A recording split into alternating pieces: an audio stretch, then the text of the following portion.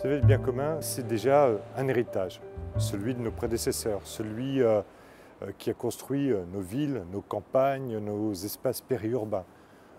L'héritage est également de toute cette France administrative qui doit aller de l'avant. Et cet héritage vient se confronter aujourd'hui à de nouveaux enjeux. La transition énergétique, la ville intelligente, l'innovation sociale, la santé, la prévention en matière sanitaire, le rôle des familles, des personnes âgées. C'est cela le bien commun. C'est la confrontation d'un héritage et de sujets d'actualité. L'arrivée des nouvelles technologies, l'arrivée d'Internet a changé complètement le paradigme de fonctionnement de la société et du citoyen dans cette société. On n'est plus sur un mode descendant, on est aussi sur un mode transversal et horizontal. Le bien commun territorial, c'est peut-être aussi la recherche de cet équilibre entre le groupe et l'individu, entre ce qui fait société et qui en même temps respecte la diversité des usages de la ville. La ville, l'urbain, c'est un espace où il faut gérer les contradictions d'usage et donc où on doit construire un espace qui va permettre à ce que chacun puisse s'épanouir et que tous trouvent sa place dans l'espace de la ville.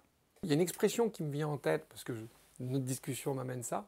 Pour moi, finalement, c'est vivre ensemble, pour penser ensemble, et finalement agir ensemble. L'intérêt général, ce n'est pas le bien commun. Le bien commun, c'est entre ce qui est bien public et bien privé. Le bien commun, c'est quelque part, c'est le fil conducteur, c'est l'objectif, c'est l'horizon.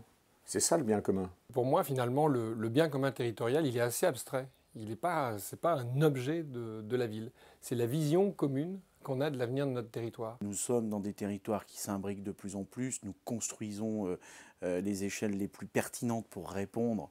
Et donc nous avons un travail à faire pour que les compétences se répartissent bien entre villes, cœur métropolitain, agglomération, pôle métropolitain. Tout ça doit s'articuler. La FNO, c'est une